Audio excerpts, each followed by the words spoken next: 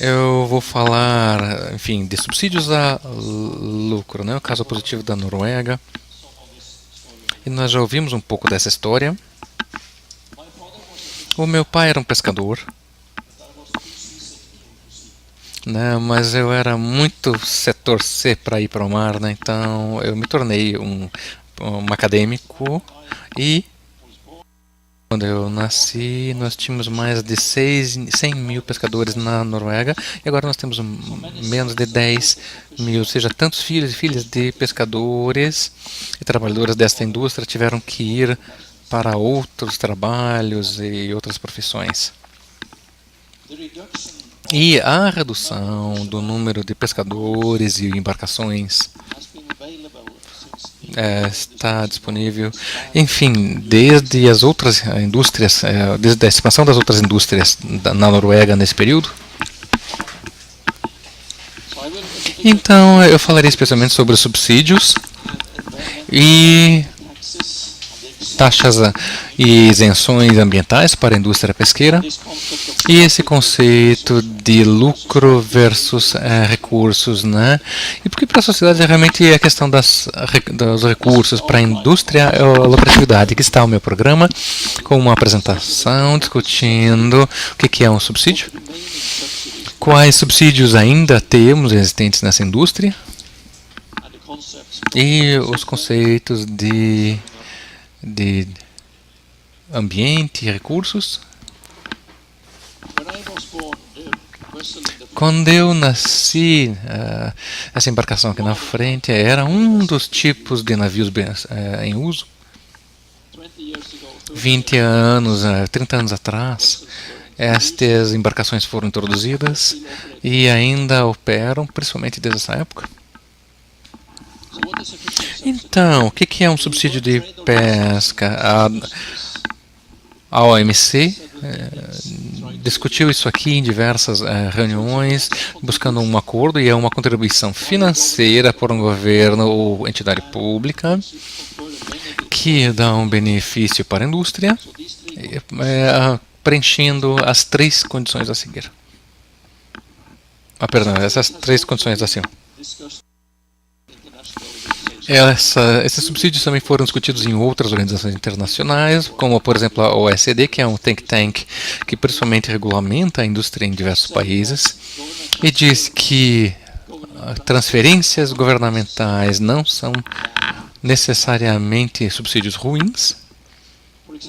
Por exemplo, um governo apoiando o estabelecimento de um navio da guarda costeira é uma boa intervenção, mas um subsídio para fazer um barco de arrasto é um mau subsídio.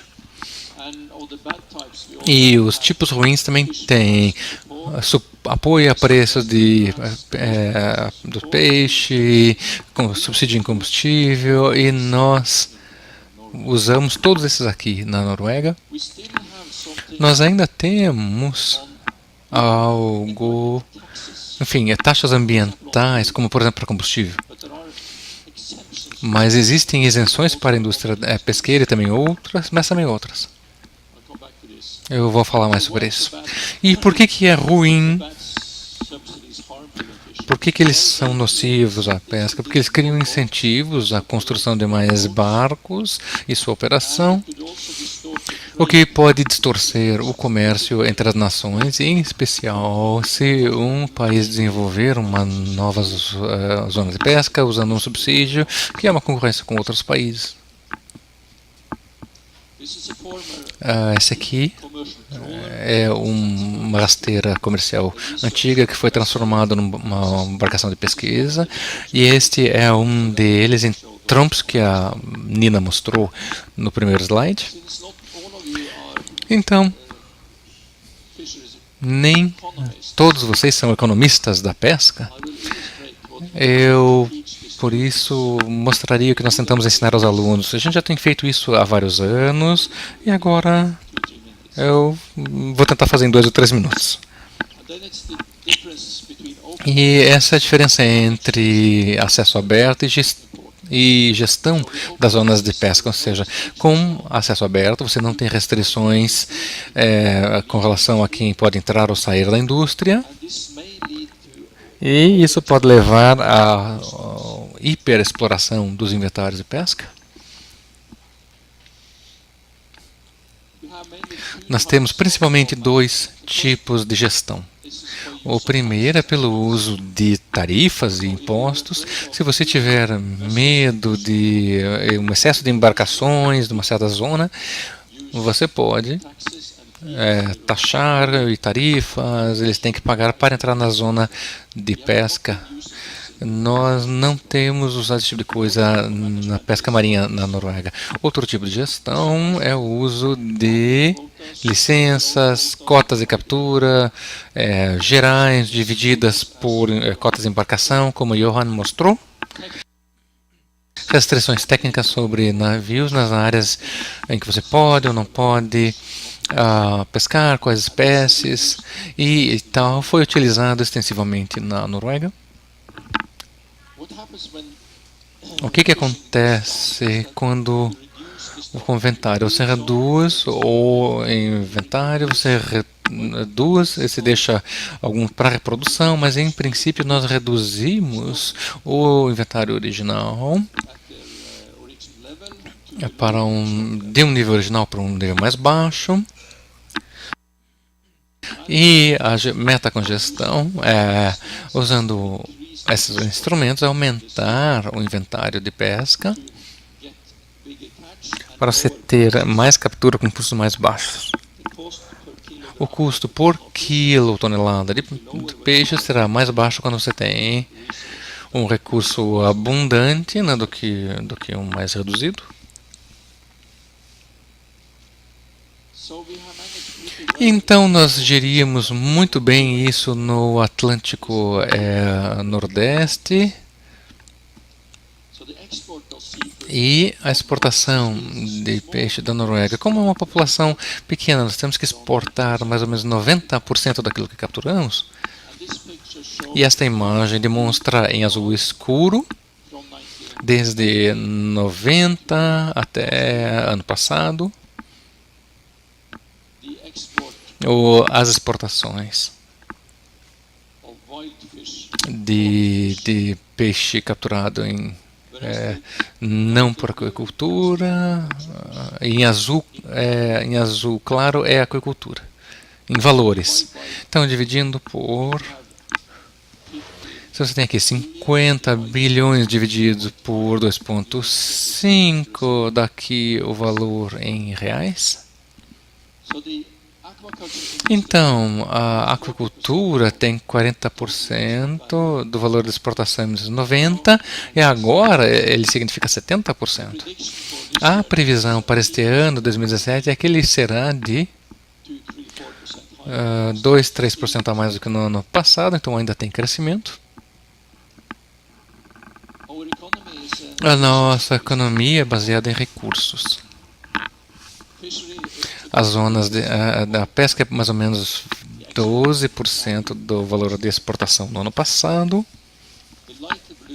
Em azul claro nós temos petrolífera, mais de 50%. Quando eu comecei os meus estudos na universidade, isso aqui não era nada. Então, durante essas décadas, cresceu e atingindo mais de 50%. Sabem que os preços do petróleo caíram em 2014, então se você voltar para 2013 e 2014, isso aqui seria quase 2/3 da exportação toda. Além da petrolífera e peixe, nós também temos metais, ferro e também um pouco baseado em recursos naturais e também um pouco das outras indústrias, né? Nós também temos alguns recursos naturais, como por exemplo, nós precisamos de muita energia hidroelétrica para produzir alumínio e produtos do alumínio.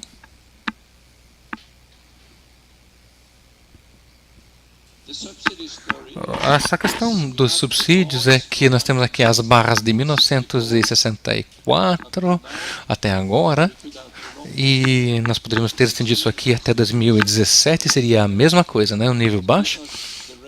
E estes são os valores em vermelho, são valores nominais. Em azul, nós temos em são os valores para em valores de 2012. Então nós vemos aqui um pico enorme aqui na década de 80 e naquela época a indústria pesqueira tinha 2/3 da receita do mercado e 1/3 era do governo. Quer dizer, né, os contribuintes em geral não tinha assim, ainda a indústria petrolífera, ou nós tínhamos, mas não tanto. E o histórico deste subsídio é uma história do final da década de 60, quando o governo fechou um acordo com a indústria pesqueira e a Associação dos Pescadores, tanto com donos de embarcações quanto tripulações, e eles negociaram com o governo, né, em nome de toda a indústria pesqueira, né, anualmente, e eles pediam para o governo apoio, dizendo que a receita no mercado está em tal nível, a indústria costeira está subindo um pouquinho, está um pouco mais alta, e a diferença precisa de subsídio. E isso aqui continuou, né, subindo, e daí eles observaram, né, tanto na área de subsídios, mas também na indústria, que havia necessidade de reduzir subsídios. E desde o início dos anos 80, os subsídios começaram a cair. E em 1990, mais ou menos, né, quando eles subiram novamente, nós tivemos alguns acordos internacionais e não podíamos mais subsidiar o preço pago para o pescador, o que ajudou a reduzir os subsídios na década de 90, né, por esses acordos internacionais. Aqui é uma imagem que o Johan já mostrou. Quando eu nasci, nós tínhamos aqui mais de 100 mil pescadores, agora nós temos menos de 10 mil. E você vê também que houve enormes flutuações nas capturas, né, ao longo desses anos, com algumas paradas importantes. No final de 1960, a pesca da sardinha entrou em colapso, o inventário quase que acabou. No final da década de 80 nós tivemos um colapso do inventário de bacalhau, mas de maneira geral foi bem com as capturas, com as quantidades de captura. E no longo prazo, a captura também refletiu o desenvolvimento dos inventários. Nós tivemos aqui um grande aumento, né, da captura por pescador, como o Johan mostrou. Em termos de lucratividade, eu tenho algumas observações críticas para essa situação. Em verde nós temos ali a receita para a frota em bilhões, e em azul nós temos a margem operacional, e esse é o lucro bruto em percentual de receitas. Então está com a aparência boa, mas existem alguns outros lados dessa história. A primeira coisa é o esquema de reembolso por combustível, pelo imposto de combustível, e as margens operacionais dizem aquilo que a indústria captura está ganhando em valores brutos, mas o governo introduziu impostos de combustíveis para poupar o ambiente por causa de poluição local ou mudança climática, mas a indústria da pesca e algumas outras foram isentadas desses impostos. Em 1970, nós introduzimos o imposto para óleo mineral, e esse foi o mesmo ano em que começamos a produzir petróleo. Alguns outros países que produzem petróleo introduziram subsídios para dar combustível mais barato às pessoas, né, quando começaram a produzir óleo, nós fizemos o oposto. E essa foi uma política bem inteligente nesse momento. Eu não vou dar detalhes aqui, mas o imposto de óleo de petróleo e outras taxas ambientais foram introduzidas, mas a indústria pesqueira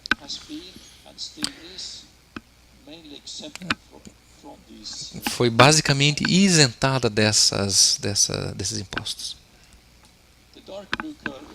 A curva em azul escuro é o preço listado do petróleo, o preço internacional do combustível.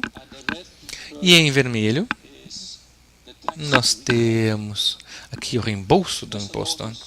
Os proprietários de embarcações poderiam solicitar reembolso do imposto. Isso aqui está bem documentado, nós temos ótimo histórico disso e, como pesquisadores, nós obtivemos os dados e analisamos. Então, esse é o reembolso do gasóleo.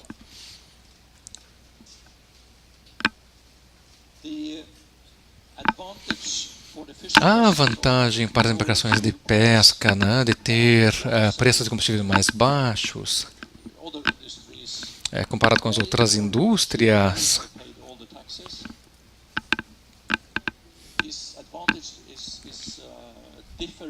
essa vantagem muda por tipo de embarcação e por tipo de equipamento. Aqui nós temos embarcações costeiras,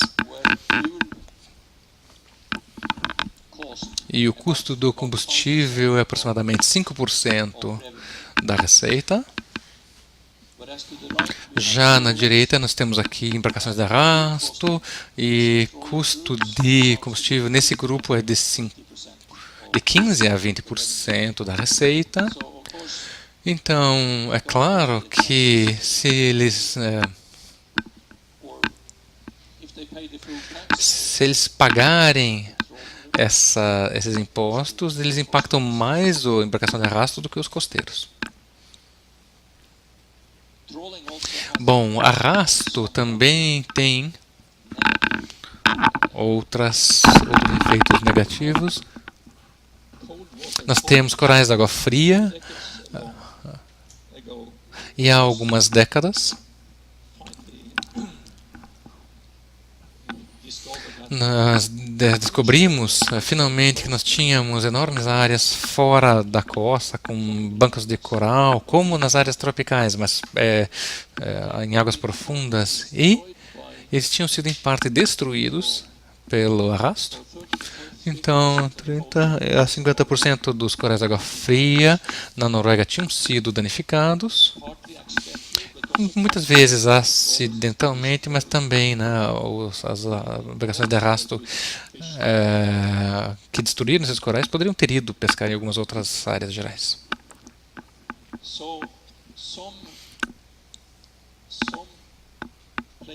Alguns lugares na costa onde ainda há bancos de coral foram protegidos, de maneira que não é permitido pescar em algumas dessas áreas para proteger os corais. Os corais também têm um efeito positivo na renovação dos inventários. Peixes jovens se escondem entre os corais e o sistema de cota poderia ser assim. Nós temos uma embarcação B e A com uma cota para cada. O A compra a cota do B e o B, digamos, vai ser descomissionado. E depois dessa operação, nós temos aqui menos embarcações com cotas maiores, mas é claro que a embarcação A não conseguiu isso aqui de graça da embarcação B. Ambas, no começo, receberam a cota gratuitamente do governo, não pagaram nada, né, quando o sistema foi introduzido. Agora, é valioso, então a embarcação A tem que pagar alguma coisa para o B, e com isso se aumenta o capital na embarcação A, né? Ou seja, nos empréstimos que eles têm. Então, desta curva aqui que nós vimos antes, a margem operacional, nós temos que deduzir para ter os resultados finais para a sociedade, já que é baseado nessas contas aqui de cada embarcação, nós deduzimos também alguma coisa das isenções de impostos e também dos pagamentos para a aquisição de mais cotas.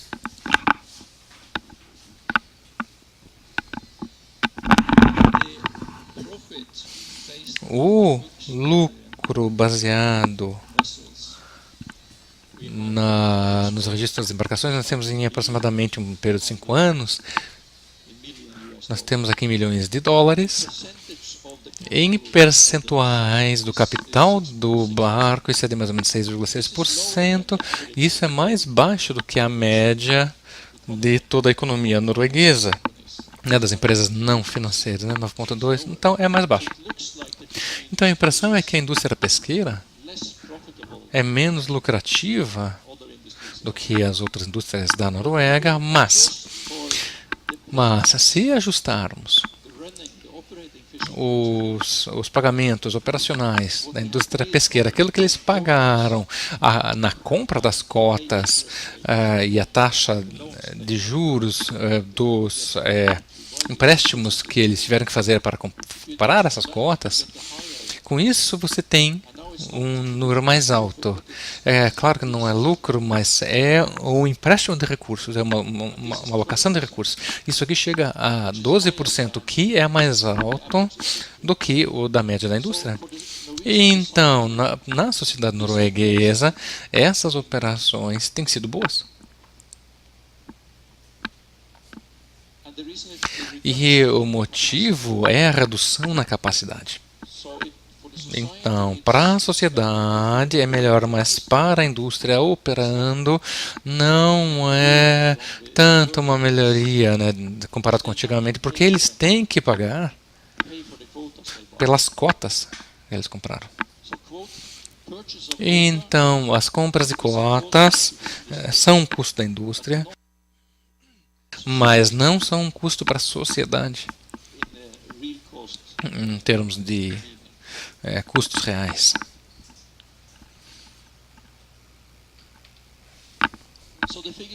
Então, os números que vimos são números médios. Se olharmos alguns dos principais grupos de embarcações e zonas de pesca para ver algumas diferenças, que nós temos aqui, né, alocação de recursos. De maneira geral, em todas as embarcações, nós temos um aqui, que nós vamos chamar de 100%, e os dois principais grupos, dos pelágicos e os de fundo, nós temos aqui 69% dessa alocação é encontrada nas zonas de pesca pelágicas e 31% nas de fundo. As zonas de pesca pelágicas foram estruturadas primeiramente, né, historicamente. Então, a estruturação da frota foi feita principalmente para os pelágicos.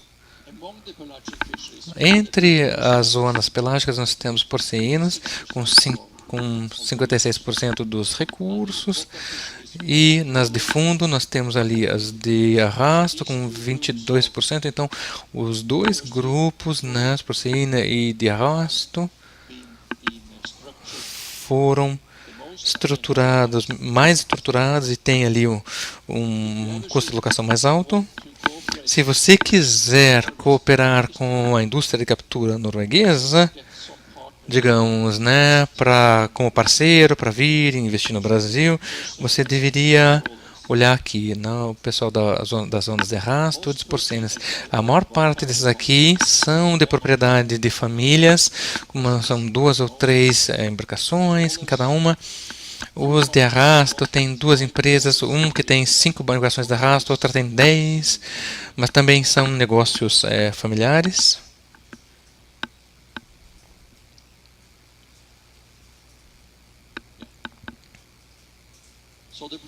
Então, a curva em azul, essa margem operacional. Se você corrigir com o reembolso aqui do combustível, está vendo aqui, e corrigir também outras taxas ambientais, elas estão isentas por 10 anos. Nós calculamos aqui para 2007, 2011, nós avançamos, cai ainda mais. Então, essas isenções das tarifas ambientais são um benefício para a indústria da pesca. Mas é isto que os gestores dessas políticas queriam implementar, parcialmente porque a indústria da Noruega tem embarcações nas maiores. Eles poderiam, se eles tivessem que pagar os impostos na Noruega, eles poderiam comprar combustível de outros países ou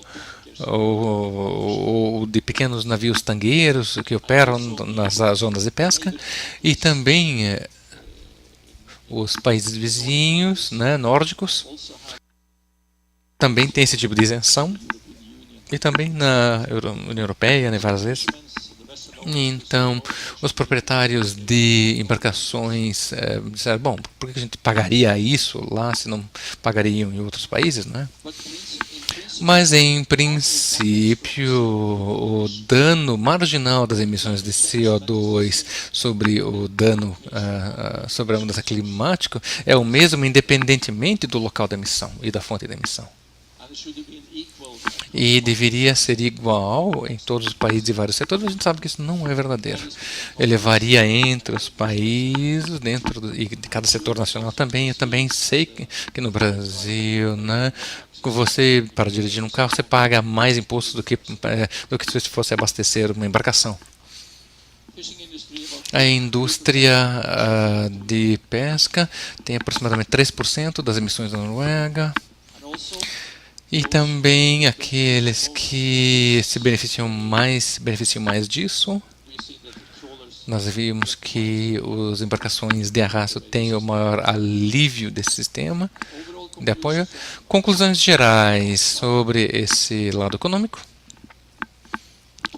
é que a captura permissível total talvez seja necessária para salvar alguns inventários, e daí é necessário ter essa captura total permissível para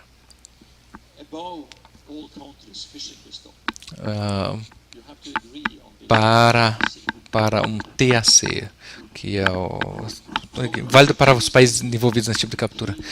Os subsídios governamentais que aumentam a renda, reduzem custos, são contraprodutivos e destroem recursos. O sistema de licenças e cotas transferíveis permite a racionalização das zonas de pesca, mas nós não deveríamos esperar uma lucratividade mais alta na indústria no longo prazo somente pelo uso desse sistema. Alternativamente, nós poderíamos ter taxas e impostos sobre recursos, que nós não usamos na Noruega. Então, a introdução de cotas transferíveis são um ganho, em especial, para aqueles que receberam os direitos gratuitamente quando o sistema foi implementado. Aqueles que chegam mais tarde têm que comprar direitos de pesca, e então eles tendem a ter um ponto de recuperação do investimento no longo prazo. E então, essa alocação de recursos é transferida para fora da indústria atual, e isso é bom para a sociedade, mas não esperem